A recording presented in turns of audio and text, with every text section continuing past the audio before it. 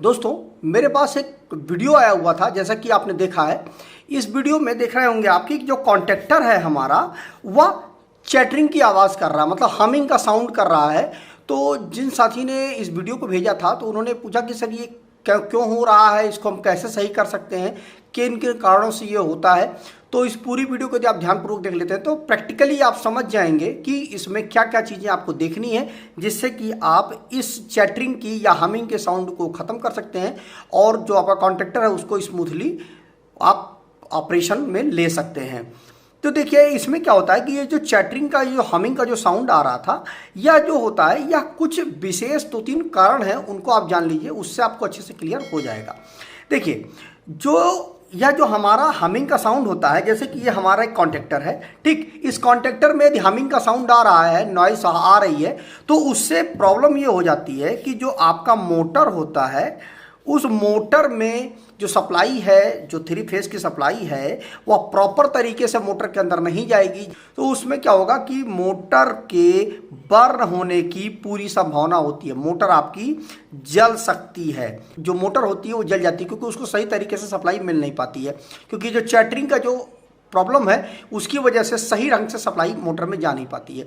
तो बात ये आती है कि हम इस समस्या को हल कैसे करें कि जिससे यह जो हमिंग का साउंड है वह खत्म हो जाए। तो उसके लिए सबसे पहले समझ लीजिए कि जो हमारा कॉन्ट्रैक्टर होता है, इसी के थ्रू सप्लाई निकल करके यहाँ पे हम इनपुट सप्लाई देते हैं और यहाँ से हमें आउटपुट सप्लाई मिल जाती है मोटर के लिए, और मोटर को हमारी सप्लाई चली जाती है। तो देखिए, यहाँ पे हमारा इनपुट जो सप्लाई, देखिए यहाँ पर लिखा भी हुआ, देखिए L1 L2 L3 ये सप्लाई है इनपुट की कॉन्ट्रैक्टर में, और यहाँ पर देखिए T1 T2 T3 लिखा हुआ है, टर्मिनल के लिए सप्लाई जा रही है। मोटर की जो हमारी टर्मिनल प्लेट है वहाँ पर जाकर के कनेक्शन हो जाएगा। तो बात यह है कि इस जो हमारा यह कॉन्ट्रैक्टर है, इस कॉन्ट्रैक्टर में जो कॉइल वोल्टेज है वह कितनी है, पहले तो आप यह देख लीजिए। कहीं ऐसा तो नहीं किसी ने गलती से जो कॉइल वोल्टेज थी उसके अनुसार सप्लाई नहीं दी हो। यहां पर देखिए जैसे लिखा हुआ है 230 वोल्ट 50 हर्ट्ज, इस पे लिखा हुआ है, ठीक। तो अगर हम इस कॉन्ट्रैक्टर को 230 वोल्ट की सप्लाई यदि हम देते हैं तो यह कॉन्ट्रैक्टर हेल्दी रूप से वर्क करेगा। अब बात ये आती है कि अगर इसमें सही ढंग से सप्लाई नहीं आ रही है, मतलब 230 वोल्ट की सप्लाई सही ढंग से नहीं आ रही है, तो क्या होगा, इसके अंदर, अभी मैं आपको खोल करके दिखाता हूं, इसके अंदर जो मैग्नेटिक फील्ड बन रही है वह सही ढंग से बनेगी नहीं, तो यह कॉन्ट्रैक्टर हमारा यह चैटरिंग की आवाज करता रहेगा। एक तो ये कारण है कि मतलब आपको सबसे पहले चीज जो देखना है वो कॉइल वोल्टेज चेक करना है कि जो कॉइल वोल्टेज है उससे प्लस माइनस 10% यदि आ रहा है तो कोई प्रॉब्लम नहीं है। मतलब जैसे कि इसमें लिखा हुआ है 230 वोल्ट, ठीक है, तो 230 वोल्ट लगभग 190 के आसपास तक अगर वोल्टेज इसमें आ रहा है तो कोई प्रॉब्लम नहीं होगी, आपका कॉन्ट्रैक्टर स्मूथली वर्क करेगा। और अगर 190 से नीचे लगभग जाएगा तो आपका जो चैटरिंग की आवाज़ आने लगेगी। तो पहली चीज़ तो आपको यह देखनी है कि जो कॉइल वोल्टेज है उसी के अनुसार वोल्टेज आ रही है कि नहीं आ रही है। सिंपल आपको करना क्या है कि इसके जो देखिए यहाँ पर A1 लिखा हुआ है और ये यहाँ पर देखिए A2 लिखा हुआ है, इन दोनों जगहों पर आपको अपना मल्टीमीटर लगाना है और आपको पता चल जाएगा कि कॉइल वोल्टेज के अनुसार जो हमारी वोल्टेज है वो आ रही है कि नहीं आ रही है। तो पहली चीज़ तो ये हो गई कि आपको कॉइल वोल्टेज चेक करना है। दूसरा काम आपको क्या करना है कि चेक करना है कि ये जो जगह है, ये दोनों जगह हैं, यहाँ पर क्या होता है कि लंबे समय तक यदि आपका मेंटेनेंस आप नहीं करते हो तो यहाँ पर क्या होता है कि कार्बन आ जाता है। तो आप जो कॉइल है उस पर आपको कार्बन चेक करना है, कार्बन चेक करना है। मतलब कुल मिला करके देखिए 3 प्रॉब्लम होती है इलेक्ट्रिकल में। पहली होती है डस्ट, दूसरा होता है रस्ट, और तीसरा होता है लूज कनेक्शन, ठीक।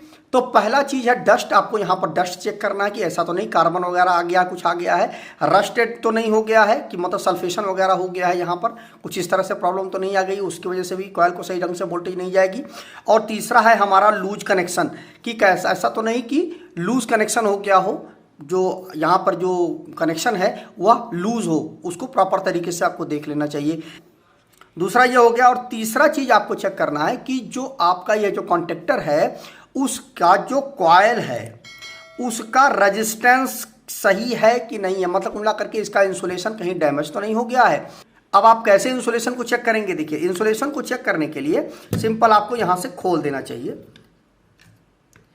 सिंपल आप यहाँ से इसको कॉन्टेक्टर को खोल दीजिए, ठीक है। यहाँ से ये दोनों जगह पे ये है, अलग अलग कॉन्टेक्टर में अलग अलग तरह से खोलने का ऑप्शन होता है, तो इस तरह से आप यहाँ पर खोल दीजिए, ठीक है। ये इस तरह से आप खोल दीजिए। मैं आपको क्लियरली मैं आपको दिखा देता हूँ कि कैसे आपको देखना है और कैसे आपको चेक करना है। देखिए, ये अंदर का पूरा हिस्सा है, ठीक। अब आपको चेक क्या करना है, यदि जो ये देखिए यहाँ पर एक कॉइल का देखिए एक सिरा ये है और एक सिरा ये है, ये दोनों सिरा कॉइल का है। अब आपको चेक क्या करना है कि देखिए, सबसे पहली बात तो ये समझ लीजिए, अगर आपकी कॉइल का जो इंसुलेशन है वो खराब हो गया होगा, तो जब आप मल्टीमीटर से इसका रेजिस्टेंस चेक करेंगे, तो अगर रेजिस्टेंस वेरी कर रहा है तो आपकी कॉइल का जो इंसुलेशन है वो खराब हो चुका है, आपको कॉइल बदलने की जरूरत है। अगर जो रेजिस्टेंस है वो स्थिर हो जाता है, एक जगह फिक्स हो जाता है, तो आपका कॉइल सही है, ठीक है। तो देखिए यहाँ पर हम चेक करते हैं। देखिए यहाँ पर मैंने 2000 ओम पे लगा दिया है इसको। उसके बाद अब देखिए मैं लगा रहा हूँ, देखिए अभी आकर के एक जगह पे ये फिक्स हो जाएगा। ये देखिए 638 ओम इसका जो है रेजिस्टेंस आ रहा है, और एक ही जगह पर देखिए जाकर के फिक्स हो जा रहा है। ऐसा नहीं कि वेरी कर रहा है, देखिए 638 पे जाकर के फिक्स हो जा रहा है, ये आगे पीछे नहीं हो रहा है, ठीक, फिक्स हो जा रहा है। मतलब जो इसकी कॉइल है वह एकदम सही है, इसमें कोई प्रॉब्लम नहीं है। तो सबसे पहले मैंने आपको बताया कि जो कॉइल का जो इंसुलेशन है वह मतलब मिलाकर के जो कॉइल का जो रेजिस्टेंस है वह आपको चेक कर लेना कि कॉइल का रेजिस्टेंस आपका सही है कि नहीं सही है, ठीक है। उस तरह से आपको क्लियर हो जाएगा कि एक प्रॉब्लम ये हो सकती है। इसके अलावा जो चौथी चीज आती है, इस जो हमारा कॉन्टेक्टर होता है, यह तो जैसे ये तो फिक्स होता है, इसके अंदर जो किटें होती है वो निकल नहीं सकती हैं।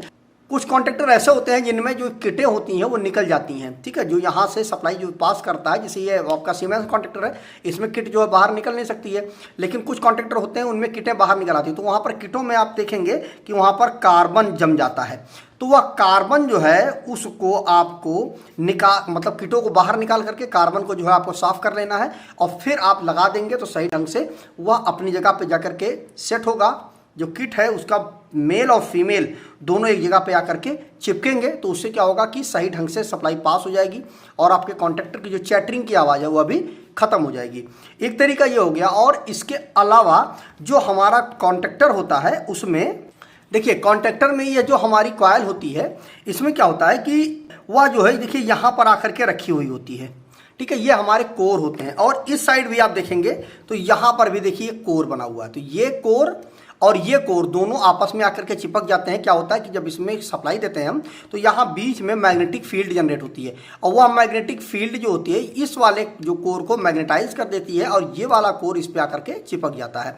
अब यहाँ पर आप देख रहे होंगे, देखिए यहाँ पर देखिए कुछ कार्बन आ गया है, ठीक है।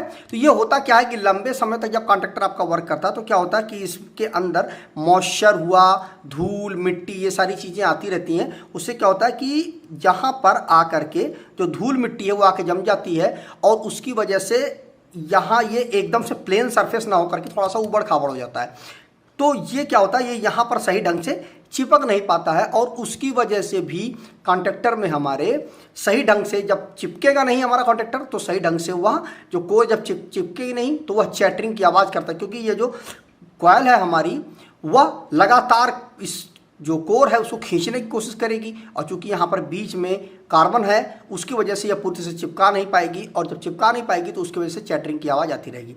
आपको करना क्या है कि सिंपल कपड़ा ले करके आपको यहाँ पर इस तरह से साफ कर देना, हल्का सा गीला कपड़ा, जरा सा गीला कपड़ा करके आपको साफ कर देना। अगर उससे साफ नहीं हो रहा है तो पतला से पतला जो आपका एमरी पेपर होता है, रेगमार्क होता है, उससे हल्का हल्का आपको यहाँ पर 6 जगह पे आपको रगड़ देना है। बहुत हल्का हल्का रगड़ना, बहुत ज़्यादा आपको रगड़ने की जरूरत नहीं है, थोड़ा सा रगड़ेंगे तो ये एकदम साफ हो जाएगा।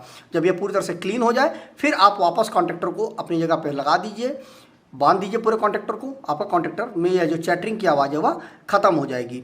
तो ये कुछ तरीके हैं जिससे आप कॉन्टेक्टर की जो हमिंग का साउंड है उसको ख़त्म कर सकते हैं। देखिए क्या होता है कि जब कॉइल का जो रेजिस्टेंस होता है वो जो वीक हो जाता है तो क्या होता है यहाँ पर प्रॉपर तरीके से जो मैग्नेट है वो बन नहीं पाता है, और मैग्नेट ना बनने के कारण ये सही ढंग से कॉन्टेक्टर ये जो प्लंजर है इसको खींच नहीं पाता है, और जब खींचता नहीं है तो वो चैटरिंग की आवाज़ होती है। देखिए अगर इसकी कॉइल को सही ढंग से सप्लाई नहीं मिलेगी मतलब कुल मिलाकर के ये हुआ कि प्रॉपर तरीके से जो जैसे मान लीजिए 230 वोल्ट की इसकी कॉयल है, अगर उसको प्रॉपर तरीके से कॉयल को सप्लाई नहीं मिलेगी, कम वोल्टेज आएगा, तो देखिए किस तरह से चैटरिंग की, इसी तरह से चैटरिंग की आवाज़ करता रहेगा। ये देखिए इस तरह से, ऐसे ही कुल मिलाकर के बात ये हुई कि जो कॉयल है वह मैग्नेट बनाएगा और इस प्लंजर को अपनी तरफ खींचेगा, लेकिन सही ढंग से प्रॉपर वोल्टेज ना मिलने की वजह से पूरी तरह से जो मैग्नेट है वो बन नहीं पाएगा और इसी तरह से चैटरिंग की आवाज़ आपके कॉन्टेक्टर में होती रहेगी। देखिए ऐसे, इस तरह से सही ढंग से बन नहीं पाएगा, इस तरह से सही ढंग से मैग्नेट बन नहीं पाएगा कॉयल में और वह प्लंजर को सही ढंग से अपनी ओर खींच नहीं पाएगा और इसी वजह से जो चैटरिंग की आवाज़ है वह लगातार होती रहेगी आपके कॉन्टेक्टर में। तो इस वीडियो में हम लोगों ने जाना कि कुछ तरीके हैं जिनको देख करके, जिनको हम सही करके हम कॉन्टेक्टर की चैटरिंग की आवाज़ को हल कर सकते हैं। तो मुझे उम्मीद है कि आपको कॉन्टेक्टर से संबंधित या जो हमिंग का साउंड है वह कैसे दूर करेंगे उसके विषय में आपको जानकारी मिल गई होगी। फिर भी कोई पॉइंट आपके मन में है, कोई छूट गया है तो कमेंट करके जरूर बताइएगा। अगर फिर भी आपके मन में कोई और पॉइंट है जिसकी वजह से भी हमिंग का साउंड आता है तो कमेंट करके जरूर बताइएगा। तो आज की वीडियो में बस इतना ही। नमस्कार दोस्तों।